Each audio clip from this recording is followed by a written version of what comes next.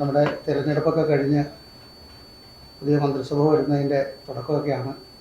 അതിനോടൊപ്പം തകർന്നു കിടക്കുന്ന നമ്മുടെ തൊട്ടടുത്ത നെല്ലങ്കരയിലെ ഒരു ധന്വന്തരി മൂർത്തി ക്ഷേത്രം, അത് പുനരുദ്ധരിക്കുന്നതിൻ്റെ ഭാഗമായി അവിടെ ശ്രീ പഞ്ചദശനാമി ആവാഹൻ അഖാഡയുടെ ദക്ഷിണ ഭാരതത്തിലെ ആദ്യത്തെ മഹാമണ്ഡലേശ്വർ സ്വാമി പ്രഭാകരാനന്ദ സരസ്വതി മഹാരാജിൻ്റെ മുഖ്യ കാർമ്മികത്വത്തിൽ ആ ക്ഷേത്ര ഭാരവാഹികളെ സഹായിക്കുക എന്ന ലക്ഷ്യത്തോടെ വിശ്വവിഷ്ണു പ്രതിഷ്ഠാനവും വിശ്വബ്രഹ്മ ശങ്കരാചാര്യ പീഠവും ആദിശങ്കര അദ്വൈത അഖാഡയും എല്ലാം സഹകരിച്ചുകൊണ്ട് ഒരു ധന്വന്തരി മഹായജ്ഞവും 1008 അമ്മമാരുടെ വിഷ്ണു സഹസ്രനാമ ജപവും ഈ വരുന്ന 8, 9, 10 തീയതികളിൽ നടക്കുകയാണ്. 8-ാം തീയതി വൈകുന്നേരമാണ് നമ്മുടെ യജ്ഞശാല സമർപ്പണം നടക്കുന്നത്. 9-ാം തീയതി രാവിലെ വിശ്വബ്രാഹ്മണ ആചാര്യന്മാർ ആലുവ ശിവരാത്രി മണപ്പുറത്തും മൂകാംബികയിലുമൊക്കെ 45ഓളം വർഷങ്ങളായി അവിടെ ബ്രഹ്മയജ്ഞവും നടത്തിക്കൊണ്ടിരിക്കുന്ന വിശ്വബ്രാഹ്മണ ആചാര്യന്മാർ അവരുടെ നേതൃത്വത്തിൽ അരണി കടഞ്ഞ്, ഏതാണ്ട് തൃശ്ശൂർ ജില്ലയിൽ ആദ്യമായിട്ടാണ് അരണി കടഞ്ഞ് അഗ്നിയെടുത്ത് ഒരു യജ്ഞം നമ്മൾ നടത്തുന്നത്. അങ്ങനെയുള്ള ആ ഒരു യജ്ഞം അവിടെ ആരംഭിക്കും. 9-ാം തീയതി തന്നെയാണ് 1008 അമ്മമാരുടെ വിഷ്ണു സഹസ്രനാമ ജപം. ഒരു 3 മണിയോടുകൂടി ആദ്യത്തെ ദിവസ പരിപാടികൾ അവസാനിച്ചാൽ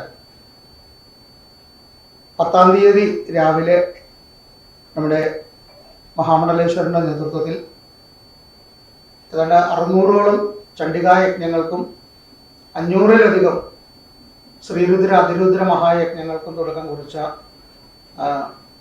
പൂജനീയ സ്വാമിജിയാണ്. അദ്ദേഹത്തിൻ്റെ നേതൃത്വത്തിൽ ധന്വന്തരി മഹായജ്ഞം ആരംഭിക്കും. ഈ 2 ദിവസവും നമ്മൾ എല്ലാ ദിവസങ്ങളിലും എവിടെ യജ്ഞങ്ങൾ നടന്നാലും ആഘോഷങ്ങൾ നടന്നാലും ഉച്ചയ്ക്ക് അന്നദാനം ഉള്ളതുപോലെ ഇവിടെ അന്നദാനം ഔഷധ കഞ്ഞിയാണ് നമ്മൾ നൽകുന്നത്. അതവിടെ ഈ പരിപാടിയിൽ പങ്കെടുക്കാൻ വരുന്ന എല്ലാവർക്കും ഔഷധ കഞ്ഞി അതാണ് നമ്മൾ നൽകുന്നത്. മാത്രമല്ല വളരെ വിശേഷപ്പെട്ട പഞ്ചമുഖ രുദ്രാക്ഷവും അതുപോലെ മഹാസുദർശന യന്ത്രവും എല്ലാം അവിടെ വെച്ച് നമ്മൾ ഭക്തർക്ക് വിതരണം ചെയ്യുന്നുണ്ട്. അപ്പോൾ തകർന്നു കിടക്കുന്ന ഇതിൻ്റെ ഉദ്ദേശം, യജ്ഞത്തിൻ്റെ ഉദ്ദേശം ഈ തകർന്നു കിടക്കുന്ന ക്ഷേത്രത്തിൻ്റെ സ്ഥലങ്ങൾ ഭൂരിപക്ഷവും ഒരുപാട് ആളുകളുടെ കൈകളിലാണ്. അപ്പോൾ അത് അറിയാതെയൊക്കെ അവരുടെ കൈകളിൽ വന്നു പോയതാണ് കാലഘട്ടത്തിൻ്റെ ഇടയിൽ. അത് ആ കുടുംബങ്ങൾക്കൊക്കെ ഒരുപാട് ദോഷങ്ങൾ ഉണ്ടാക്കിയിട്ടുണ്ട് എന്ന് അറിയാനും കാണാനും സാധിച്ചിട്ടുണ്ട്. അവിടെ ദേവപ്രശ്നങ്ങളിലൂടെയൊക്കെ അറിഞ്ഞിട്ടുണ്ട്. അപ്പോൾ ആ കുടുംബങ്ങൾക്കെല്ലാം സമാധാനവും അവിടുത്തെ പ്രശ്നങ്ങളൊക്കെ പരിഹരിക്കപ്പെടുന്നതിനും അതുപോലെ ഈ ക്ഷേത്രത്തിൻ്റെ അശുദ്ധിപരമായിട്ടുള്ള അവിടെയുള്ള പലവിധമായ നിമിത്തങ്ങളൊക്കെ ഒന്ന് മാറി ആ ദേശത്തിനൊരു ഐശ്വര്യം ഉണ്ടാകുന്നതിന് വേണ്ടിയിട്ടാണ് ക്ഷേത്ര നിർമ്മാണത്തിന് തുടക്കം കുറിച്ചുകൊണ്ട് അതിൻ്റെ ഭാരവാഹികൾ ആണ്, അതിൻ്റെ സെക്രട്ടറി പ്രസിഡന്റ് ഇവരൊക്കെയാണ് വന്നിരിക്കുന്നത്. അപ്പോൾ അവർക്കൊരു പിന്തുണ നൽകിക്കൊണ്ട് അതിൻ്റെ നിർമ്മാണ പ്രവർത്തനങ്ങൾ തുടക്കമിടാൻ ഞങ്ങളെല്ലാവരും സന്യാസി സമൂഹവും മറ്റെല്ലാവരും സംഘടനാ വ്യത്യാസമില്ലാതെ ഒരു വർഗഭേദമില്ലാതെ എല്ലാവരും ഒന്നിച്ചുണ്ട് എന്നറിയിക്കാൻ കൂടിയാണ് നമ്മൾ ഈ യജ്ഞം നടത്തുന്നത്. അപ്പോൾ തീർച്ചയായിട്ടും ഇത്രയും നല്ല ഒരു വിഷയം നമ്മളോട് ചെയ്യുമ്പോൾ മാധ്യമ സുഹൃത്തുക്കളായ നിങ്ങളുടെ എല്ലാവിധമായ സഹകരണങ്ങളും ഉണ്ടാകണം. ആ യജ്ഞശാല ഒന്ന് സന്ദർശിക്കുക കൂടി ചെയ്താൽ വളരെ ഉപകാരമാണ്. ഇതിനെ നല്ല രീതിയിൽ ഈ വാർത്തയൊന്ന് നമ്മുടെ മാധ്യമങ്ങളിലൂടെ നൽകി നിങ്ങളെല്ലാവരും സഹകരിക്കുക. എന്തെങ്കിലും ചോദിക്കാൻ കഴിയും?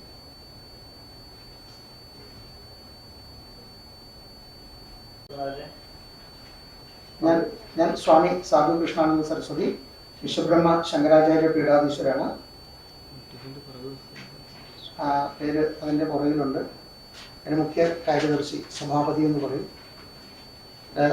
സ്വാമി രാമപ്രസാദാനന്ദ സരസ്വതി, അദ്ദേഹം ആദിശങ്കര അദ്വൈത അഖാഡയുടെ സംസ്ഥാന കൺവീനറാണ്. അതുപോലെ വിശ്വവിഷ്ണു പ്രതിഷ്ഠാൻ്റെ സ്ഥാപകനും 5000-ഓളം അമ്മമാരെയും കുട്ടികളെയും വിഷ്ണു സഹസ്രനാമം പഠിപ്പിക്കുന്ന ദിലീപ് നായരാണ്. അതുപോലെ കേണൽ സുകുമാരൻ, അദ്ദേഹം ആ ക്ഷേത്രത്തിൻ്റെ ഇപ്പോൾ ഒരു പ്രധാന ആളായി നിൽക്കുന്നു. അതുപോലെ ക്ഷേത്രത്തിൻ്റെ വൈസ് പ്രസിഡന്റ് ആണ് മിസ്റ്റർ രാജു കെ എം.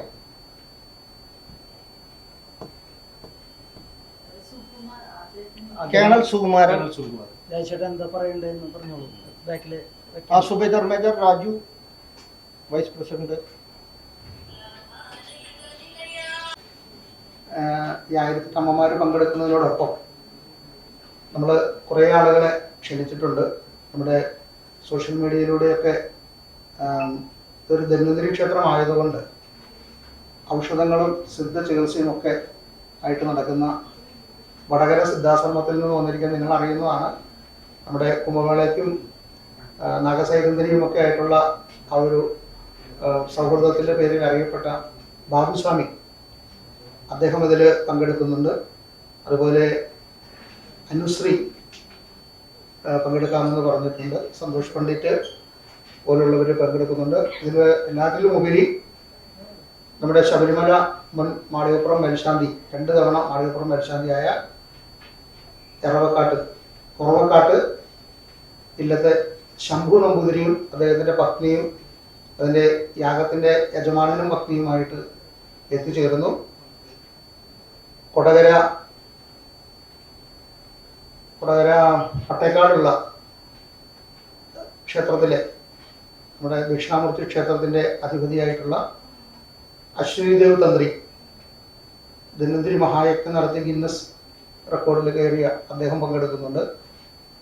അതുപോലെ രാജവൈദ്യൻ മോഹൻലാൽ, നമ്മുടെ ഗവർണർ അടക്കം ഉള്ളവരുടെ ചികിത്സകളൊക്കെ കേരളത്തിലെ എല്ലാ ഗവർണർമാരുമായിട്ട് നമുക്കുള്ള ആയുർവേദ ചികിത്സകൾ സൗജന്യമായിട്ട് ചെയ്തു കൊടുക്കുന്ന രാജവൈദ്യൻ മോഹൻലാൽ, അദ്ദേഹം പങ്കെടുക്കുന്നുണ്ട്. അങ്ങനെ ഒരുപാട് സാമൂഹികമായിട്ട് പ്രവർത്തിക്കുന്ന ആളുകളും ഇതിൽ പങ്കെടുക്കുന്നുണ്ട്. നമ്മുടെ സീതാറാം ആയുർവേദിക്സിൻ്റെ രാമനാഥൻജി പങ്കെടുക്കുന്നുണ്ട്. തമ്പി നാഗാർജുന അദ്ദേഹം വരുന്നുണ്ട്.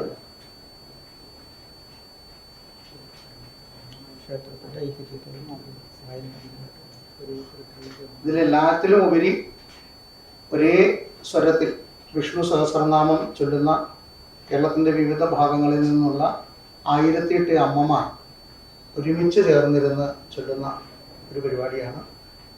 അതാണ് നമുക്ക് ഹൈലൈറ്റ് ആക്കി നൽകേണ്ടതും. അതോടൊപ്പം ഈ ധന്വന്തരി യജ്ഞം